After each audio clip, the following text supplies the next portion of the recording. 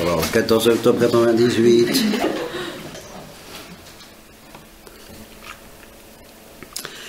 Est-ce que vous connaissez cet ouvrage-là, John Fu, Par-delà l'Est et l'Ouest? Vous n'avez pas l'air de connaître dans l'ensemble. Moi, je l'ai fait à la bibliothèque. Vous l'avez. Bon, ce serait bien que vous le lisiez au réfectoire. Nous l'avons entendu au Sauchoir quand j'étais jeune, étudiant dominicain. Ça date de 1960, mais c'est la 6e édition, donc la première édition c'est 54. Je ne comprends pas très bien comment j'ai fait pour l'entendre au Sauchoir, puisque j'ai quitté le Sauchoir en 51. Mais enfin, peut-être à Alger, peut-être, je ne sais pas. Quoi qu'il en soit, c'est l'histoire d'un Chinois qui a vécu entre les trois grandes traditions chinoises du taoïsme, du confucianisme et du bouddhisme, et puis qui, à 17 ans, pour faire des études de droit, est entré en contact avec des méthodistes américains, je crois, et s'est converti au christianisme méthodiste. Et puis a fait un long chemin intérieur. Il s'est converti progressivement. Alors il a eu, pendant 20 ans, de l'âge de 17 ans à l'âge de 37 ans, il s'est battu avec la lumière, avec des moments de fidélité, d'infidélité. Il a prétendu dépasser le christianisme même. Tout en ayant beaucoup d'intuition profonde. Et il a connu l'Occident. Il a dit, mais ce n'est pas l'Occident c'est pas le christianisme qui est occidental, c'est l'Occident qui est chrétien, trop peu chrétien, mais tout de même. Et le christianisme dépasse de beaucoup l'Occident. Il parle de l'humour à un endroit que je ne peux pas retrouver en disant l'humour, c'est la conscience que nous avons de notre nullité, mais avec bonne humeur, justement. C'est la vraie façon d'avoir conscience de notre nullité. C'est l'humour. Et tant que c'est pas l'humour, c'est que c'est pas au point. Il ne dit pas ça comme ça, enfin ça se sent très pas. Et il a beaucoup d'humour, effectivement. Voyez donc quoi, donc il a navigué dans des eaux très variées entre 17 ans et 37 ans, jusqu'au moment où il s'est converti vraiment au catholicisme. Et alors, les intuitions, l'homme qu'il a définitivement orienté vers l'Église catholique romaine, c'est Newman. Et j'ai toujours été foudroyé par le texte où il raconte sa rencontre avec Newman. Alors, pourquoi prétendre que Dieu est masculin? Rien ne s'oppose à ce qu'il soit en même temps féminin. Pour moi, Dieu est ma mère. Et toute ma vie n'est qu'une recherche éperdue de ma mère. Bon, je tombe là-dessus comme ça par hasard. Il ajoute la phrase suivante, c'est pas on y est. Hein. Si l'amour de Dieu ne fait pas sonner dans votre cœur les cloches de la joie, il vaudrait mieux pas l'aimer du tout. Car ça veut dire que votre temps n'est pas venu. Bon, c'est pas mal tout ça. Bien. Mais c'est pas ça que je cherche. C'est un texte de Newman. Ça va? Oui. Merci. C'est sûr? Oui. Considérons le monde de long en large. Voyons le cours changeant de son histoire. La multiplicité des races humaines, leurs points de départ, leurs fortunes diverses, leur mépris mutuel, leurs tensions, leurs coutumes, leurs tendances, leurs gouvernements, l'exercice de leur culte au pluriel, leurs entreprises, leurs courses sans but, leurs exploits hasardeux et leurs conquêtes incertaines, la fin dérisoire d'entreprises apparemment solides, la faible trace de desseins trop ambitieux, le devenir aveugle de ce qui s'avère ensuite puissance ou vérité, le progrès des forces qui semblent nées de l'inconnu, la grandeur et la petitesse de l'homme, ses vues démesurées, la brièveté de sa vie, son refus d'envisager l'avenir, les déceptions de la vie, la défaite de Dieu, le triomphe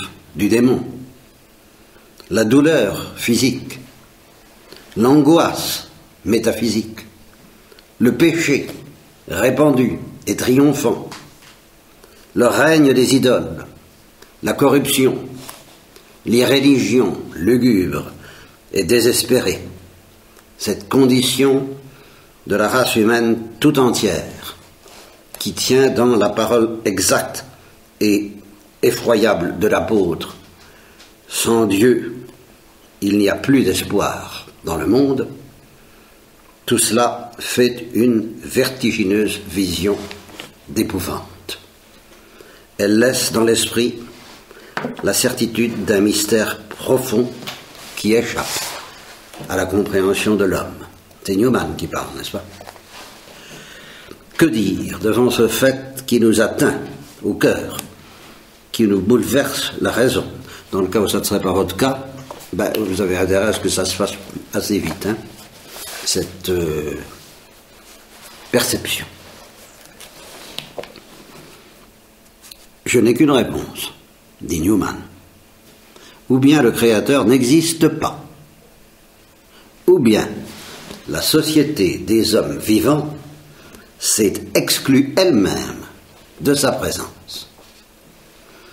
Quand je vois un jeune homme, intelligent, de belle prestance, et qui montre tous les dehors d'un excellent naturel, lancé de par le monde complètement démuni et sans aucun souvenir de ses origines ou de ses parents, j'en conclus qu'un mystère plane sur lui, et qu'il est de ceux dont les parents ont honte, pour quelques raisons cachées. Tout ce que je peux faire, c'est d'étudier le contraste entre ce qu'il est et ce qu'il aurait pu être, ce qu'il semblait promis à être. De même, je raisonne avec le monde. Si Dieu existe, la race humaine est tributaire de quelques terribles malheurs qui remontent à son origine. Elle n'accomplit pas les desseins de son Créateur. C'est un fait. Un fait aussi évident que son existence elle-même.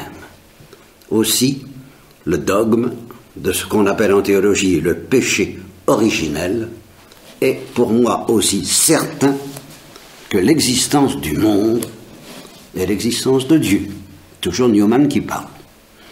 Et alors là, je ne vous prends la parole. Assez, assez, cardinal Newman, m'écriai-je. Je sais mieux que vous que la race humaine a déçu les espérances de son Créateur. Mais dites-moi, où est le remède? Je trouvais alors, c'est toujours Jean-Claude qui parle, cette phrase remarquable. Depuis que le monde est dans cet état anormal, je ne serais pas surpris que la médication, le remède, pour rétablir l'équilibre, dû être lui aussi extraordinaire et pratiquement miraculeux. Alors je ne vous ajoute, je notais dans la marge, une maladie extraordinaire réclame un remède extraordinaire. Je repris ma lecture et je rencontrai le texte qui, pour la première fois dans ma vie, me fit prendre intérêt à l'Église catholique. Supposons que Dieu veuille intervenir dans les affaires des hommes et qu'il veuille que les hommes conservent le moyen de le connaître clairement et distinctement afin qu'ils puissent résister à la poussée du scepticisme humain. En ce cas, il aurait pu recourir, je reconnais, à n'importe quel moyen, mais rien ne s'oppose à ce que nous pensions qu'il ait voulu établir en ce monde un pouvoir qui l'aurait rendu infaillible en matière religieuse. Cette instauration serait une façon directe, immédiate et active de pallier la difficulté. L'organisme serait parfaitement adapté aux besoins. Et quand je découvre que c'est exactement le but de l'Église catholique, je n'ai aucune peine à admettre l'idée elle-même. C'est Newman qui parle, encore protestant, anglican. Et je trouve, par surcroît, quelque chose de tout à fait adapté en elle qui me l'a fait adopter par mon esprit. Ainsi suis-je amené à parler de l'infaillibilité de l'Église catholique comme d'une institution de la miséricorde du Créateur pour préserver la religion en ce monde et pour canaliser la liberté de cette pensée qui est un des plus grands dons de la nature et pour la sauver elle-même des excès qui la conduiraient au suicide, qui la conduisent au suicide, sous nos yeux. Ça, c'est moi qui parle, cette fois pour la première fois, ma foi, ce matin. Je dis qu'un pouvoir assuré de l'infaillibilité en matière religieuse doit devenir une sorte d'instrument actif. Mêlé aux affaires des hommes, il taillera et tranchera dans le vif de cette intelligence humaine capricieuse, agressive et indigne de confiance. Voilà Newman qui parle, et John Vous à son tour. Je ne connaissais pratiquement rien de l'Église catholique. L'auteur de ces lignes m'était apparu à travers ses autres écrits comme un homme intègre, de bon sens, et je promis d'étudier davantage l'Église catholique. Ce qui me frappa le plus fut cette affirmation qui va devenir mon unique sujet. Mais je vous demande pardon d'avoir pris un tel détour presque pour en arriver là, et d'avoir si lamentablement cafouillé et perdu notre temps précieux. L'Église catholique préférerait voir le soleil et la lune tomber du ciel, la terre se dissoudre, et les millions d'humains qui s'y trouvent mourir d'inanition dans une agonie effroyable, dans les limites de l'affliction temporelle, plutôt que de voir une âme non pas se perdre, mais commettre un seul péché véniel, comme de dire volontairement un mensonge, ou de voler un sou, sans excuse. Alors, John Vous ajoute à mes oreilles d'humaniste, cette phrase résonna comme le cri le plus révolutionnaire que j'eusse jamais entendu. Elle précipita mon esprit dans des régions dont je ne m'étais même pas fait une idée. Elle me força à me détourner du monde extérieur et de ses souffrances pour m'attacher au monde intérieur, à ses péchés et à ses misères. L'homme doit rentrer en lui-même avant de se retourner vers Dieu. Elle est d'un sens profond l'expression qui veut que l'enfant prodigue rentre en lui-même avant de retourner chez son père. Et tout ça parce que je voulais vous parler du péché véniel. Ben oui. Et je vous parler du péché véniel, de la gravité du péché véniel. La dernière fois, je vous ai dit la parole du Christ, voici ce cœur qui a tant aimé les hommes et qui n'a reçu en récompense que leur ingratitude et leur mépris. On pense tout de suite au péché mortel, mais il faut aussi penser au péché véniel. Évidemment, il va falloir que je fasse une différence, parce qu'il y a péché véniel et péché véniel, et c'est là où justement je suis un peu terrifié par les difficultés théologiques de cette tâche, mais qui est vitale. Pour vous dire tout de suite d'un seul mot, toute la difficulté de mon travail auprès de vous à ce sujet, c'est que il y a deux sortes de péchés véniels. Ceux qui blessent le cœur de Jésus d'une manière infinie, et ceux qui ne lui font aucune peine. Et en gros, la plupart des péchés véniels qui nous font de la peine ne lui font aucune peine, du la plupart. Ceux qui ne nous en font pas, c'est ceux-là qui souvent lui font une peine infinie. Et voilà. D'abord, une peine infinie. Pourquoi une peine infinie? Ben parce que, justement, quand je dis que certains lui font aucune peine, je reprends une parole de son confesseur, le père Alexis Proux, je crois, à Thérèse de l'Enfant Jésus, vos péchés n'ont fait aucune peine à Dieu, et elle n'avait jamais entendu parler jusque-là de péchés qui pouvaient ne pas faire de peine à Dieu. Donc, elle avait la notion que les péchés font de la peine à Dieu. C'est une notion qui a un sens, et qui rejoint la parole du Christ. Voici ce cœur qui a tant aimé les hommes. Ben oui, j'ai de la peine parce que ils ne me répondent pas. En gros, c'est ça, ils ne me répondent pas. Si ce n'est par l'ingratitude et par le mépris. Alors j'ai de la peine. Et quelle peine? Eh bien, une peine infinie, parce qu'avec Dieu, on fait pas. Dieu, il ne fait pas les choses à moitié. Il n'a pas une petite peine, il a une peine infinie ou rien. Là, c'est ça, c'est déjà, ça fait partie justement de ce que de ce monde qui n'est pas humaniste. Dans les humanistes, on est plus ou moins atteint, plus ou moins blessé, plus ou moins sensible, plus ou moins. Avec Dieu, c'est pas plus ou moins. C'est infini ou rien.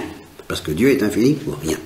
Alors les péchés véniels, où ils ne lui font aucune peine, ou alors elle est infinie. Et je dirais presque comme le péché mortel. Bon, alors, comment vous attendez que je vous explique la différence entre ceux qui ne font aucune... Et c'est justement ça que je ne sais pas faire. Les péchés véniels qui lui font une peine infinie, ce sont des péchés où s'exerce vraiment la liberté. Et nous ne sommes pas pris en traître quand s'exerce la liberté. Et cependant, ça ne répond pas à l'image qu'on se fait. Comment vous expliquer ça? Tel que je le sens, tel que je le comprends. Je pourrais prendre, dans un premier temps, j'ai pensé à évoquer des péchés véniels qui mettent en cause, je crois, tout de même notre liberté. Par exemple, l'ambition. L'ambition spirituelle, l'ambition intellectuelle, l'ambition spirituelle, l'ambition en général. Ça risque de venir du péché originel et de nos péchés passés. Tout ce qui vient de ce que nous avons, du passif très lourd que nous avons à cause du péché originel surtout. Alors ça fait partie tout ce qui... Nous nous mettons en colère, brusquement nous nous mettons en colère. Ça nous échappe. Nous en sommes navrés. Dieu, ça lui fait aucune peine. Parce que ça, c'est notre nature pervertie qui parle, dans laquelle nous sommes enfermés par la désobéissance. C'est notre misère, c'est notre croix quotidienne d'être cela. Nous, ça nous fait beaucoup de peine, Dieu, non. Parce que ça nous échappe. Ça n'est pas libre. Nous ne sommes pas libres de ne pas nous mettre en colère. Nous ne sommes pas libres de ne pas avoir du dépit. Nous ne sommes pas libres, enfin, je ne vais pas énumérer, hein. Et tout ce que vous racontez à vous-même, et quelquefois tout ce que vous me racontez, c'est pas très libre. Par contre, l'ambition, ça peut être quand même libre, même si c'est un vice dont on n'est pas complètement libre de se débarrasser comme ça. Essayez de ne pas être ambitieux, vous apercevrez que vous n'y arrivez pas. Alors là, si vous n'y arrivez pas, ça vous fait de la peine et ça n'en fait plus à Dieu, parce que vous essayez. Ici intervient la liberté. Levez son petit pied. Celui qui lève son petit pied pour franchir un escalier qu'il n'arrive pas à franchir, celui-là se fait de la peine à lui-même parce qu'il n'arrive pas à franchir une marche. Alors, il se fait de la peine, mais il fait plaisir à Dieu. Celui qui dit, bon, parce que j'y arrive pas, je m'assieds au pied de l'escalier, voilà. Alors celui-là, il fait de la peine à Dieu. Et une peine infinie, même si c'est un péché véniel. Et alors lui, ben, ça va mieux. Ça va nettement mieux. Bon, l'ambition. Sauver la face. Ne pas avoir tort. Je disais dans un roman policier, une fois, on peut obtenir des Asiatiques tout ce qu'on veut, sauf de perdre la face. J'ai remis ça dans la lettre sur Vannes. Je n'ai pas dit que c'était les Asiatiques, mais si, j'ai dit que c'était les Asiatiques, mais je n'ai pas dit que c'était dans un roman policier.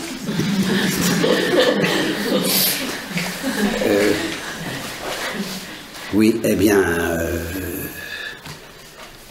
perdre la face, il y a un vice en nous qui n'a pas envie de perdre la face. Enfin, mais seulement, est-ce que nous avons seulement envie d'essayer de l'accepter avec humour, par exemple, de perdre la face? Est-ce que vous avez essayé? Est-ce que vous acceptez d'essayer? Et là, vous êtes libre. Alors attention. Pendant ce péché véniel, ce péché véniel est bien plus grave que vous ne pensez. Ô combien. Et je vais préciser encore. Alors on va, parce qu'il y a quelque chose de beaucoup plus grave, mais alors qu'il fait intervenir la théologie de la prédestination, de la grâce efficace. Alors là, je suis malheureux comme les pierres, parce que c'est de la théologie, et qu'est-ce que nous allons devenir? Et cependant, quand Dieu donne une grâce efficace, je vais prendre deux exemples concrets, un qui regarde ma propre existence, et une autre, l'existence de Thérèse à l'enfant Jésus, carrément, pas me gêner. Et quand Dieu donne une grâce efficace, c'est généralement quelque chose d'extraordinairement précieux, mais il ne peut pas le faire tout seul. C'est ça le mystère de la grâce efficace. Et que ce qu'il nous donne à ce moment-là suppose tout simplement que notre liberté y consente. Et cette liberté, il la respecte au moment même où il donne la grâce efficace. De sorte qu'il y a ce mystère qui est affolant pour les théologiens, c'est le naufrage, que j'appelle le naufrage adorateur, qui est la seule solution pour les théologiens devant une chose pareille. Ça dépend tout entier de Dieu, et ça dépend quand même, mais pas de Dieu tout seul. Ça dépend tout entier de Dieu, mais il ne va pas nous la donner sans nous, la grâce efficace. La grâce suffisante, il y a des tas de choses qu'il peut nous donner sans nous. Il peut nous empoigner, nous transporter, nous mettre en extase, nous donner des lumières éblouissantes sans que notre liberté soit consultée. Mais il y a des grâces, celles-là, il ne peut pas nous les donner sans nous. Alors, je commence dans ma propre vie. Bon, je me suis converti, j'ai raconté comment dans mes souvenirs, et dans les mêmes souvenirs, vous allez voir si vous voulez, je parle à un moment donné du second appel. Et je raconte que je constatais, c'était en 1950, justement, par là, écoutez, de ces années, je venais d'être ordonné prêtre depuis quelques mois, et à la faveur de certains événements, je ne sais pas comment c'est venu, mais enfin j'ai eu cette impression que je plafonnais. Vous savez ce que ça veut dire plafonner? Moi, je un plafonne, l'impression que vous avez peut-être des fois de temps en temps. Alors, je l'ai eu d'une manière assez forte, pour me dire, je plafonne, puis si ça continue, je vais plafonner comme ça toute ma vie. Et j'ai eu l'impression que Dieu me faisait sentir qu'en effet, oui, tu vas plafonner toute ta vie, à moins que tu n'acceptes que j'intervienne. Et là, ça risque de te faire mal. Pas seulement ça, d'ailleurs, ça te fera aussi du bien, mais enfin, bon, j'ai pensé à l'hôpital, j'ai pensé à des choses pas drôles du tout, qui risquaient de m'attendre si je disais oui. Et apparemment, j'ai hésité, parce que j'ai eu peur de dire oui à cet appel, que j'ai appelé le second appel, et j'ai bien senti en moi, là. Bon, j'ai consulté mon directeur de confiance, et bon, il m'a dit, oui, il ne faut pas dire oui à la souffrance, il faut dire oui à l'amour, il faut dire oui, mais pas spécialement à la souffrance, il y aura de la souffrance, mais il faut dire oui à l'amour, oui, ça, il faut dire oui. Bon, en fait, j'avais dit oui depuis le début. Parce que si j'avais pas dit oui depuis le début, mais j'aurais pas dit oui à l'arrivée non plus. J'aurais pu me changer, bien sûr. Simplement, on peut dire oui, parce que la liberté, c'est rapide. Il n'y a pas de moment neutre dans lequel on se dit, tiens, est-ce que je vais dire oui, est-ce que je vais dire non? Quand on se demande ce qu'on va faire, on a déjà dit oui ou non. La liberté ne perd pas de temps. Il n'y a pas d'état dans lequel on est, surtout par rapport à la fin ultime. Mais par rapport à une question aussi grave que celle-là, on ne peut pas être neutre vraiment à un moment donné. J'avais dit oui secrètement, implicitement, tacitement, mais j'avais dit oui. Mais j'avais la tentation ou la peur de le dire explicitement. Alors je pouvais être tenté de me reprendre, et effectivement ma liberté aurait pu dire non, décidément, non, je peux pas, c'est trop fort pour moi, je peux pas, et j'aurais pu. Péché véniel. Ça n'aurait été qu'un péché véniel. D'ailleurs, aux yeux des théologiens actuels, si j'ai bien compris, ce n'était pas un péché du tout, parce que Dieu s'adresse à ma liberté, respecte-toi, s'adresse à ma liberté, mais surtout pas que j'ai peur d'avoir un péché, attention, bon. Alors, il n'y aurait pas eu de péché du tout dans leur perspective. Moi, dans la mienne, il y aurait eu un péché véniel. Un péché véniel. Ma vie aurait été complètement différente de celle qu'elle a été. Parce que j'ai reçu, grâce à ça, justement, j'ai reçu une grâce efficace. La grâce efficace de dire oui. Implicitement, puis explicitement. Et cette grâce efficace, Dieu me l'a donnée, mais il ne me l'a pas donnée il me l'a donnée à ma liberté même. J'aurais pu dire non, j'aurais pu résister à la grâce efficace. C'est la définition même de la grâce efficace, c'est son mystère, j'y comprends rien, mais c'est comme ça. Sinon, c'est pas la peine que Dieu fasse une telle différence et puis qu'il nous fasse des reproches. Si on n'est pas libre de refuser, pourquoi il veut nous faire des reproches, pourquoi il nous supplie, pourquoi il dit voilà, je l'ai rencontré avec la gratitude et le mépris, si on n'est pas libre. Donc la grâce efficace qui m'a donné à ce moment-là, plus précieuse que toutes les autres grâces que j'ai pu recevoir, sauf les autres grâces efficaces, bien entendu, dépendait quand même en partie de ma liberté et en partie de lui. Sans lui, je ne pouvais pas dire oui, et sans moi, il ne pouvait pas me la donner. Voilà.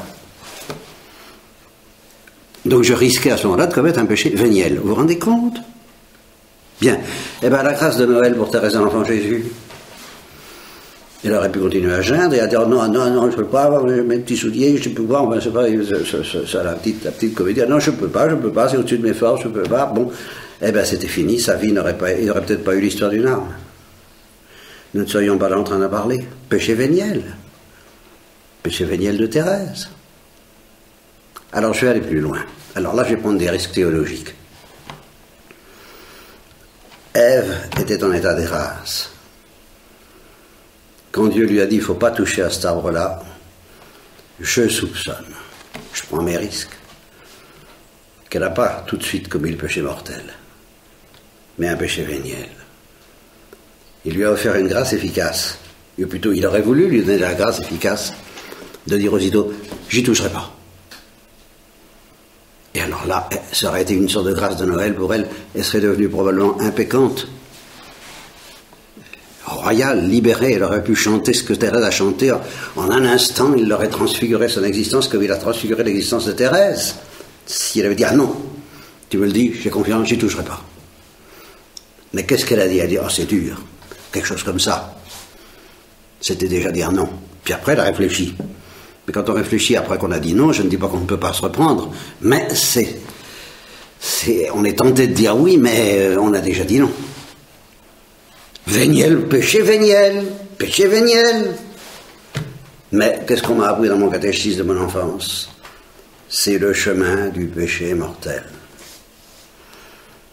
Alors l'Église va chanter Félix Culpa derrière ça, bien sûr, heureuse faute, et véniel et mortel, mais attention, si à Sainte Vierge j'en avais fait un, péché véniel. Et ça c'est nouveau pour moi, jusqu'à présent je pensais qu'elle ne pouvait pas faire un péché véniel. J'en sais rien, mais je ne l'exclus pas complètement. Nous ne sommes pas des anges. Il se peut très bien que l'infidélité... Et alors, à quoi bon dire que la Sainte Vierge était rigoureusement impeccable? Alors autant en faire un voleur de paradis. Où est la joie et la gloire qu'elle a donnée à Dieu si sa liberté n'y a pas contribué? Si Dieu n'a pas pu lui dire merci, il ne dit pas merci au voleur de paradis. C'est eux qui lui disent merci. Mais il n'a rien à leur remercier, ils n'ont rien donné. Tandis qu'à Sainte Vierge, elle a en donner quelque chose qu'elle aurait pu refuser. Alors, les théologiens diront sans péché. Alors là, écoutez, et sans blesser le cœur de Dieu. Et sans le rendre incapable, justement, de donner la grâce efficace qu'il s'apprête à donner. Si nous collaborons par le oui, par la collaboration de la grâce efficace. Alors, bon, Ève, ça a été réparé par la Sainte Vierge et par Jésus, mais le péché de Marie, s'il avait eu lieu, il faut tout de même bien qu'un jour, il n'y en ait plus des péchés, même véniels, de cet ordre-là.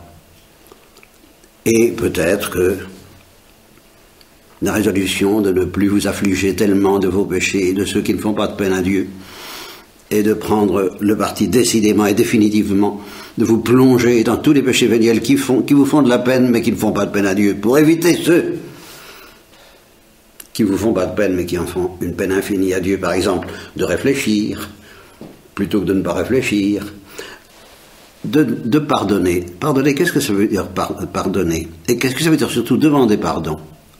Petit détail sur lequel vous pouvez essayer d'exercer l'accueil de la grâce efficace, dont le refus est un péché véniel. Qu'est-ce que ça veut dire, demander pardon? Ça veut dire aimer davantage celui qu'on a blessé que si on ne l'avait pas blessé. S'il n'y a pas cet élan du cœur qui était celui de Marie de la Trinité demandant pardon à Thérèse, qui en pleurait de joie en disant qu'est-ce que ça doit être pour le bon Dieu si moi je pleure parce que je suis une créature, vous êtes une créature, vous me demandez pardon, oh, je vous ai fait de la peine, pardonnez-moi. Mais simplement là, Thérèse a senti que Marie de la Trinité, elle compatissait à la peine qu'elle avait faite à Thérèse, c'est ça. Si vous ne compatissez pas, mais dans votre cœur, si vous ne vibrez pas de douleur parce que vous avez peiné quelqu'un, vous demandez pardon pour vous mettre en règle, mais c'est zéro. Le péché, le demander pardon, c'est accueillir une grâce efficace, d'attendrissement. Bon, ben, si vous essayez et que vous n'y arrivez pas, c'est vous qui aurez de la peine et pas Dieu. Condition d'essayer vraiment. Bon, ben voilà, je vous prêche la conversion au refus farouche et aimant du péché véniel qui blesse le cœur de Jésus, qui est déjà l'ingratitude et le mépris menant au péché mortel.